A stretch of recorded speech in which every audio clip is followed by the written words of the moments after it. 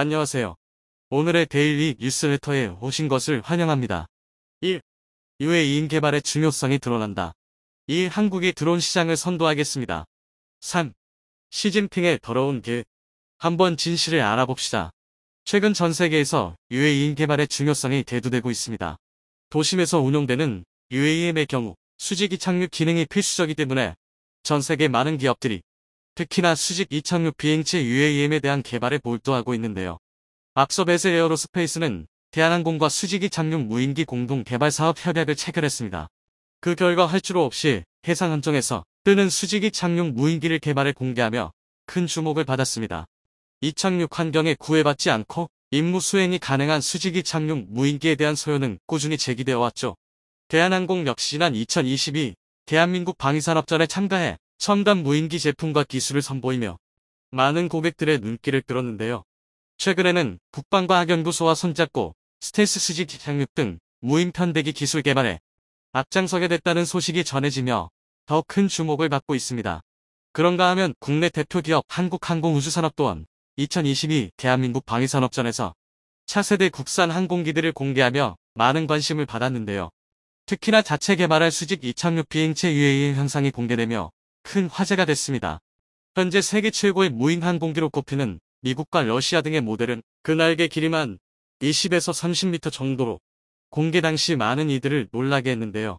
한국에서 개발 중인 모델은 날개 길이가 그보다 더 늘어나 30m를 훌쩍 뛰어넘을 것으로 알려져 전 세계를 충격에 빠뜨리며 미국마저 놀라게 했습니다. 그 자세한 내용 알아보도록 하겠습니다. 현재 우리 군이 운용 중인 무인기는 이륙시 발사대가 필요하며 착륙 시 후크 제동 장치를 사용한다 해도 일정 길이 이상의 활주 공간이 필요합니다. 그렇기 때문에 발사대가 진입하기 어려운 지대에서는 운용하기가 힘들어 이 착륙 환경에 구애받지 않고 임무를 수행할 수 있는 수직 이착륙 무인기에 대한 요구가 계속해서 제기되어 왔습니다. 특히나 우리나라는 산악지형이 많아 활주로가 제한되는 경우가 많기 때문에 더욱 그 필요성이 제기되고 있는데요. 그로 인해 수직 이착륙 능력을 보유한 차기 무인 항공기 사업을 국내 연구 개발 사업으로 확보하고 있습니다. 방위사업청은 수직 이착륙 무인 항공기 사업으로 총 사업비 약 1조 3천억을 들여 2022년에서 2023년까지 해당 사업을 추진하고 있습니다. 국내 여러 기업들이 기술 개발에 힘을 쏟고 있는데요. 현재 국제과제에 참여 중인 베셀 에어로스페이스는 대한항공과 수직 이착륙 무인기 공동 개발 사업 협약을 체결하며 많은 관심을 받았습니다. 양사는 해당 협약으로 기존 고정익형 항공기의 물리적 제약과 멀티콥터형 소형 드론이 제한적인 운영 환경을 극복하기 위한 수직 이착륙형 무인 항공기 기술 개발과 관련 산업 육성에 함께 힘쓰고 있죠.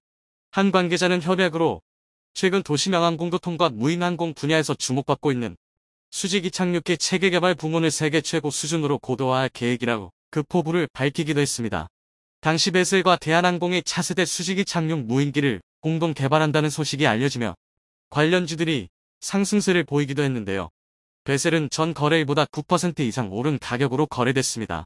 많은 이들의 기대에 힘입어 베셀 에어로스페이스는 얼마 지나지 않아 활주로 없이 해상 함정에서 뜨는 수직 이착륙 무인기를 공개했습니다. 베셀 에어로스페이스는 인천 송도 컨벤시아에서 열린 2022 국제해양안전대전에서 해당 수직 이착륙 무인기를 선보였는데요.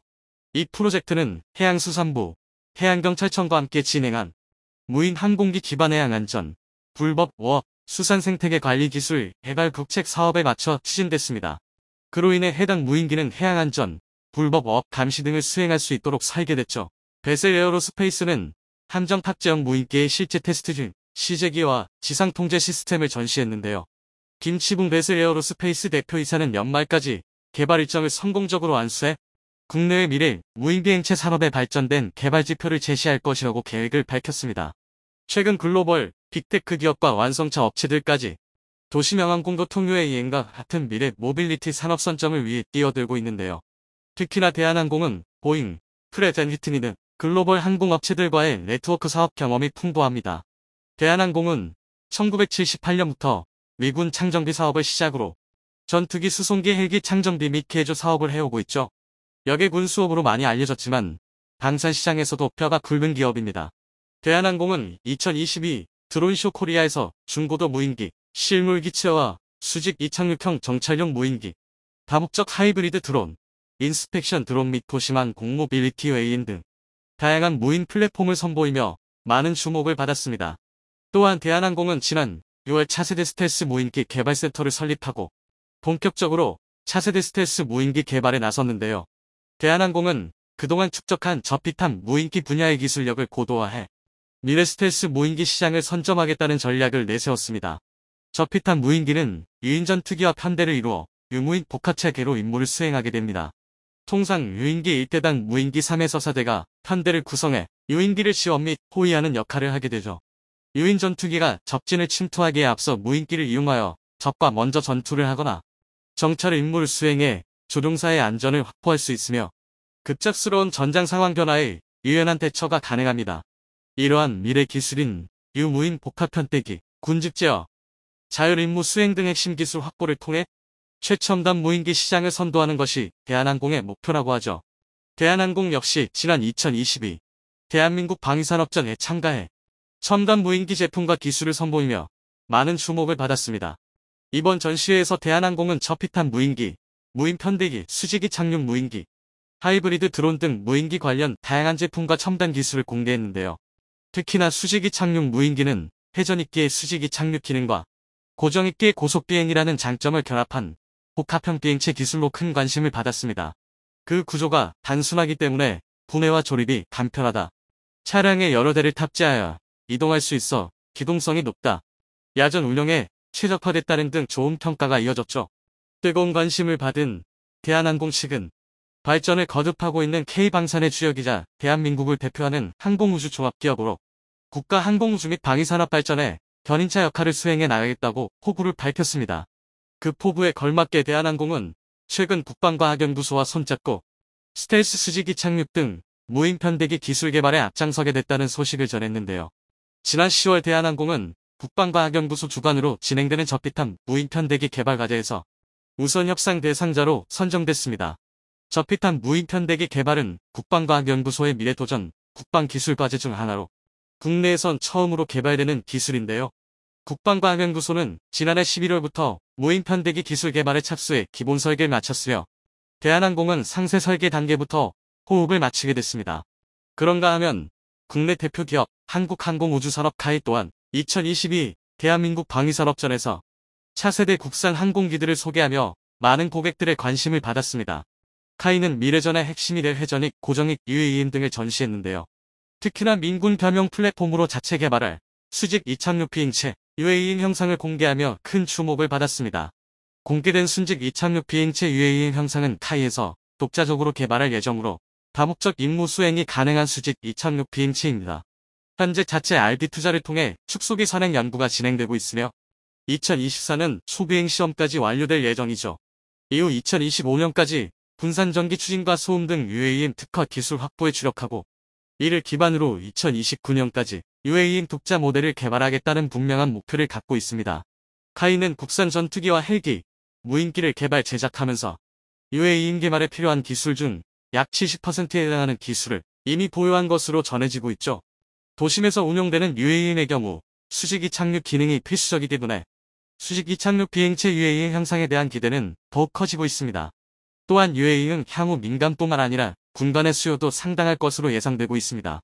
카이의 관계자는 우리나라의 미래 먹거리가 될 UAM 산업의 발전을 위해 국내 유일의 항공기 체계 종합업체인 카이가 중심이 되고 정부 차원의 핵심 소재 부품 장비 육성을 통해 기술 종속 없는 국내 기술 기반이 국방 UAM 개발이 이루어져야 할 것이라고 강조했는데요. 강부영 카이 사장 역시 자주 국방에 기여하기 위해서는 소프트웨어 기반의 고부가 가치 기업으로 거듭나야 한다며 앞으로의 개발 방향을 제시했습니다. 카이는 지난 30여 년 동안 전장의 게임체 인저로 불리는 무인기 개발과 양산을 선도해왔습니다. 1991년 한국군 최초의 국산 무인기인 알크백이 송골매를 시작으로 차기 군단 무인기와 무인전투기 연구 개발에 매진하고 있죠. 한편 한국에서 개발 중인 수직 이착륙 무인기는 그 날개 길이로 매우 큰 주목을 받았는데요. 현재 세계 최고의 무인 항공기로 꼽히는 미국의 MQ-9의 날개 길이는 20m, 러시아의 알티우스 U의 날개 길이는 30m로 그 거대한 길이로 화제가 됐습니다. 한국에서는 그를 뛰어넘는 30m 이상의 날개를 가진 모델을 공개할 것으로 알려지며 많은 이들을 놀라게 했습니다. 특히나 여러 방면에서 미국의 일큐구를 훌쩍 뛰어넘어 차세대 수직 2006 무인기 시장을 이끌어 나갈 것으로 예상되며 미국이 큰 충격에 빠졌다고 하죠. 시진핑의 사면이 결정된 이후 중국의 해상굴기가 박차를 가하고 있습니다. 공산 당대회에서 1인 독재를 천명한 시진핑은 대만에 대한 무력 통일을 절대 포기하지 않겠다고 밝혔습니다. 그리고 최근 대만 인근의 수시 도발용 함정 4척을 고정 배치하여 대만 인근 해협을 봉쇄하고 대만을 집어삼키겠다는 야욕을 드러내고 있습니다. 그런데 중국 해군의 이러한 움직임에 대해 미 해군 사령관이 전혀 걱정하지 않고 있다고 밝혀 의문을 자아내고 있는데요. 미 사령관이 믿고 있는 구석이 다름 아닌 대한민국인 것으로 밝혀져 화제가 되고 있습니다.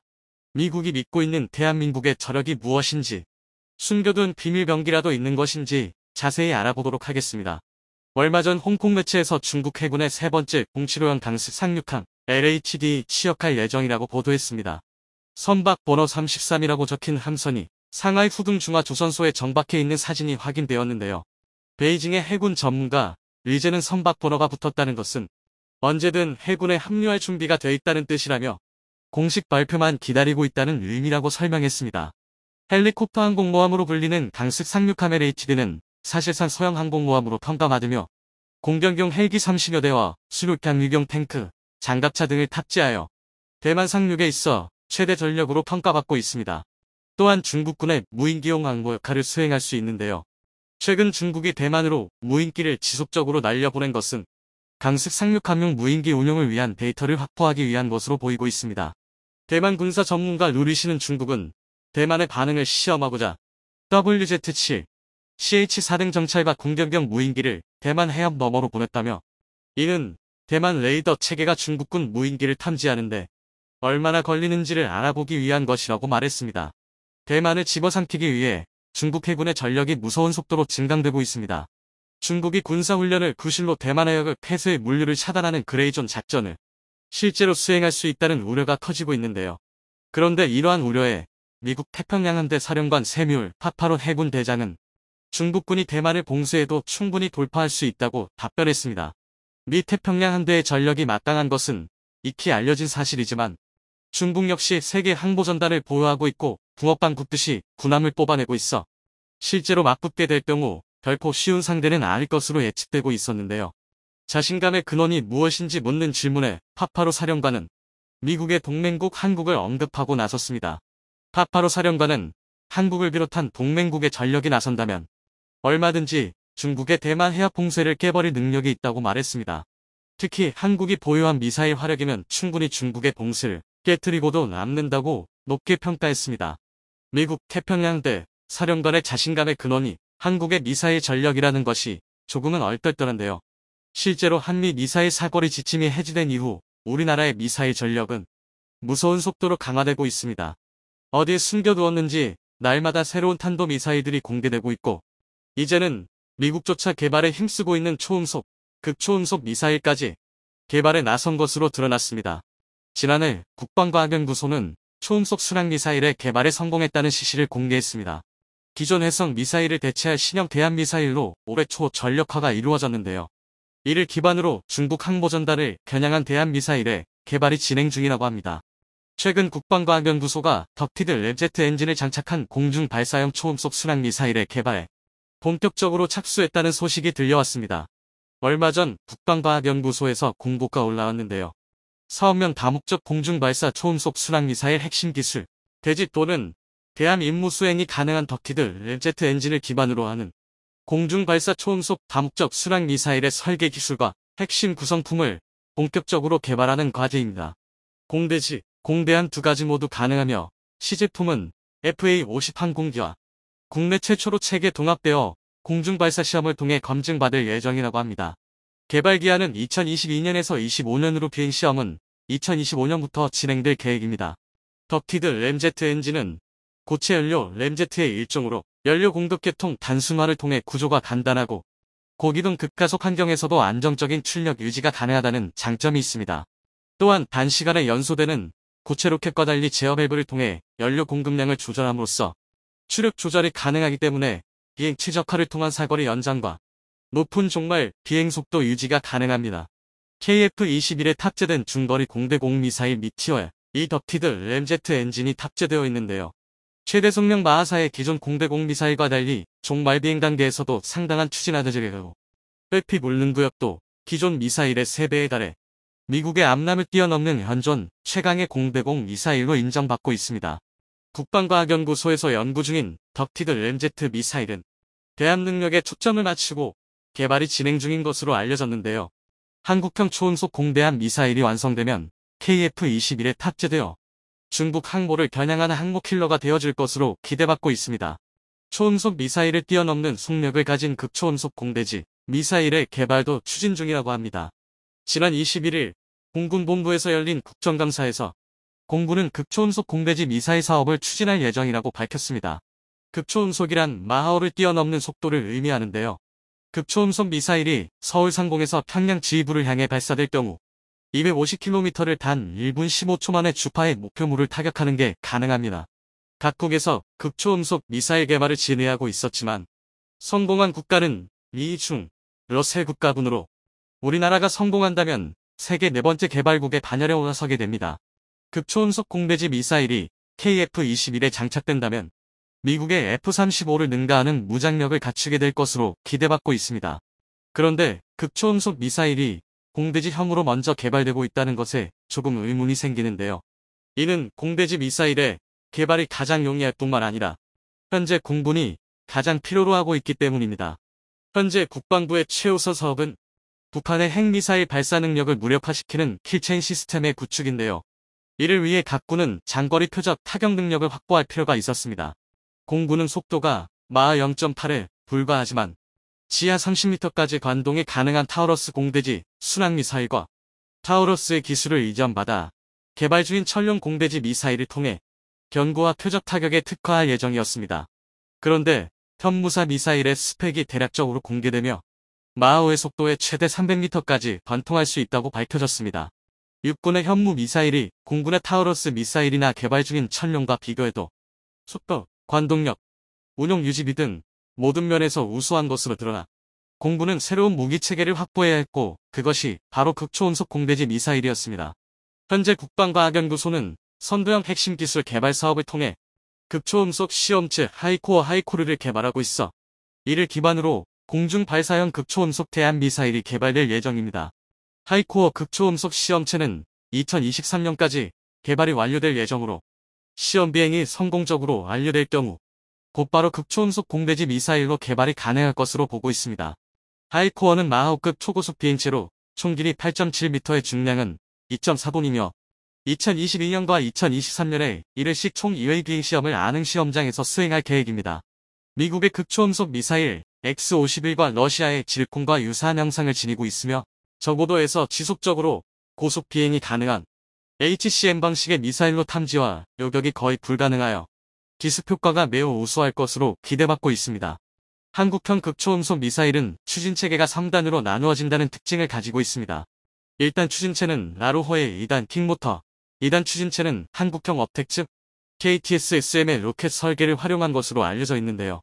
한화에서 개발한 라루호의 킹모터는 한국이 개발한 어떤 고체 연료 로켓보다도 비추력이 높다고 합니다.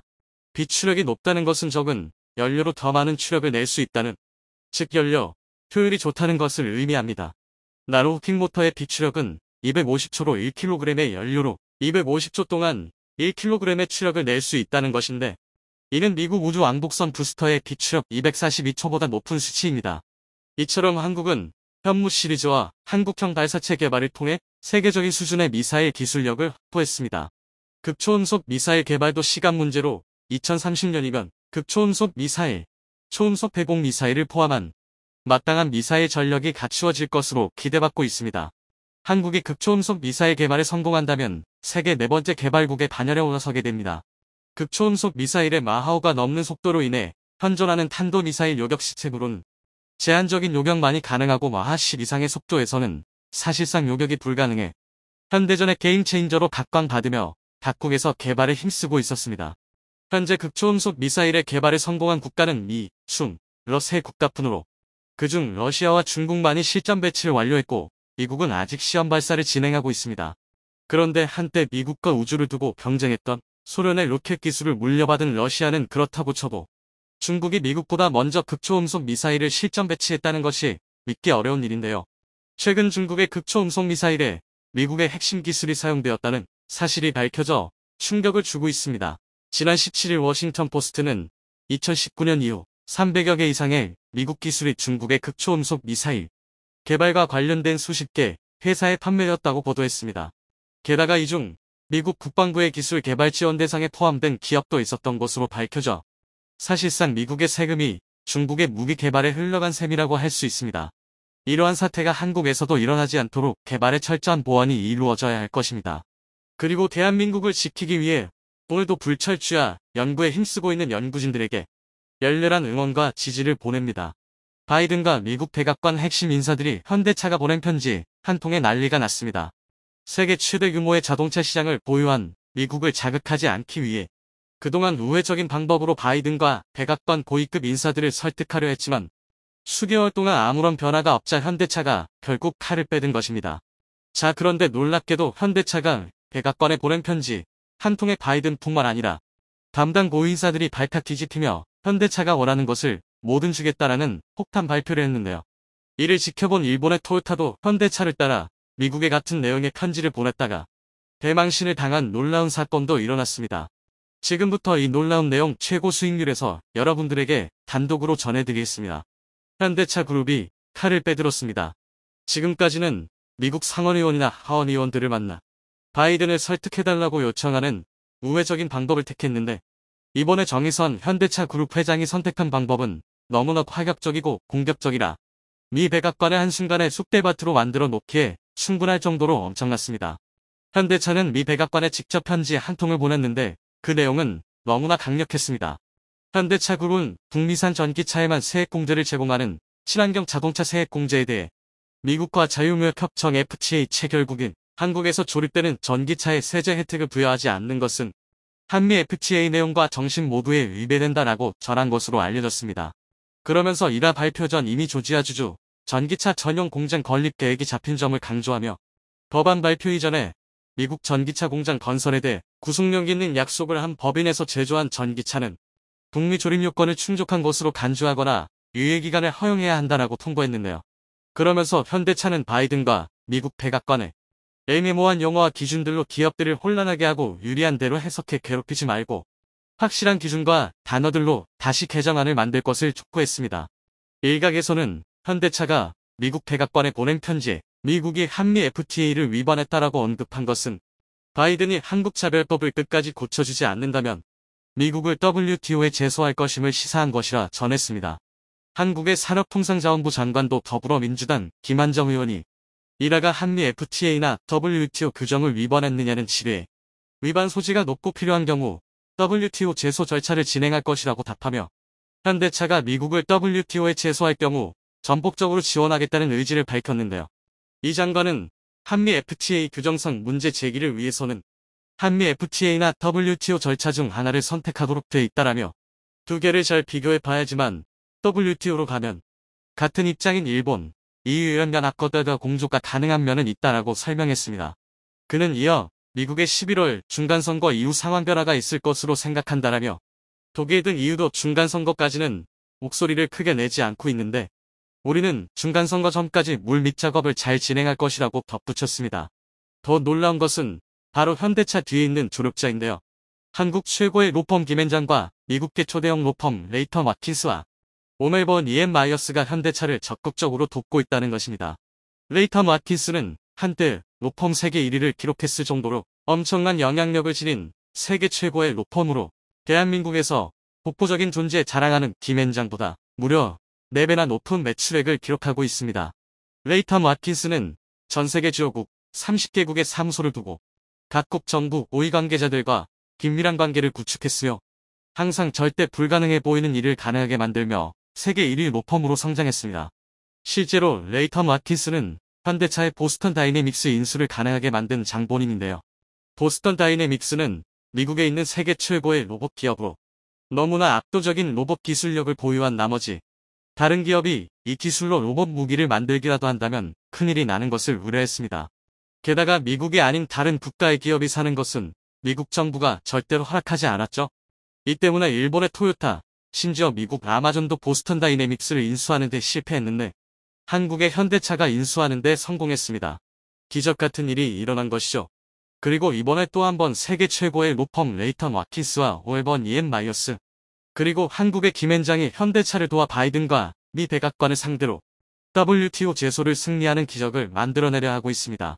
아무리 바이든의 WTO 조항 위반이 명확하지만 미국 정부를 상대로 한국 홀로 이기는 것은 불가능에 가깝습니다. 하지만 세계 최고의 로펌인 레이턴 와킨스가 주요 30개국 정부 및 기관들과 만들어놓은 강력한 네트워크를 이용해 독일, 영국, 프랑스, 인도 등 주요국 정부들을 모두 현대차 편으로 돌려놓는다면 이야기는 완전히 달라집니다. 이 소식이 전해지면서 바이든과 백악관 핵심 관계자들은 긴급회의를 열고 현대차를 달랠 만한 카드를 준비 중인 것으로 전해졌습니다. 실제로 현대차는 미국의 인플레이션 감축법이 발효된 이후 심대한 타격을 입고 있습니다. 지난 8월 16일 미국 바이든 대통령이 서명하면서 즉시 발효된 이후로 가장 심각하게 우리의 현대와 기아 전기차의 보조금이 중단되면서 심각한 피해를 입히고 있기 때문입니다. 벌써 계약 대수의 30% 이상이 줄어들고 있고 어려움은 가중되고 있습니다. 현대차의 전기차가 미국산 전기차보다 제화물이 훨씬 더 멋있고 성능도 좋은 것이 사실이지만 미국산 전기차가 무려 1,000만 원이나 더 저렴하면 미국 소비자들은 미국산 전기차를 택할 수밖에 없습니다.